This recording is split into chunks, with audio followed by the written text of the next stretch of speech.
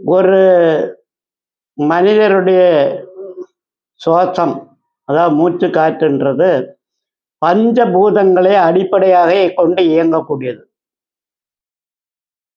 பஞ்சபூதங்களை அடிப்படையாக கொண்டு இயங்கக்கூடும்.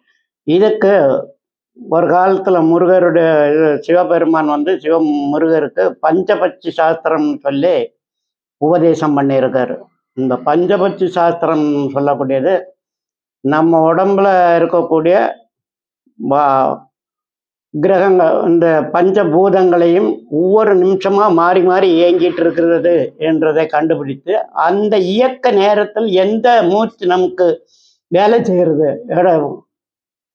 அந்த நேரத்தை பார்த்து இடகலை பின்கலை வலகலை அப்படின்னு சொல்லிட்டு இந்த மூச்சுகளை எந்தெந்த வலது மூக்கில் வருதா இடது மூக்கில் வருதா இல்லை மூச்சே இல்லாமல் இருக்குதா அப்படின்றத பார்த்து அந்தந்த சுவாச அடிப்படையில் ஏது நடக்கும் நடக்காது நல்லது கெட்டதுன்னு கண்டுபிடிக்கிறதுக்கு அதுக்கு இந்த பஞ்சபூதங்களை அடிப்படையாக வச்சு தான் அந்த மாதிரி பண்ணுறது.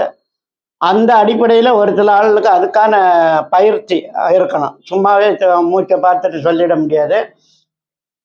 சிவ யோகம் என்ற பயிற்சி எல்லாம் பார்த்தவங்களுக்கு அந்த மூச்சு அடிப்படையில் பல விதமான இதுகளை ஒருவருடைய ஆயுள், ஒருவர் என்னைக்கு சமாதி அடைகிறாருன்னு அந்த காலத்தில் சாமியார்கள்லாம் நான் எத்தனாம் தேதி சமாதி அடைஞ்சிருவேன்னு சொல்கிறாங்களே, அதுக்கெல்லாம் காரணம் சர ஜோதிடம்.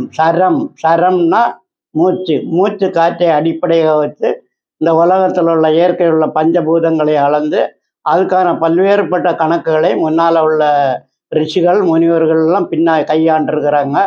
இப்போ அதே சாதாரண மனிதர்களுக்கோ நமக்கோ சீக்கிரத்தில் ஒரு புரியக்கூடிய விஷயமாக இல்லை. அதில் பல கால பயிற்சி பெற்றால் தான் நடைமுறையில் படுத்த முடியும்.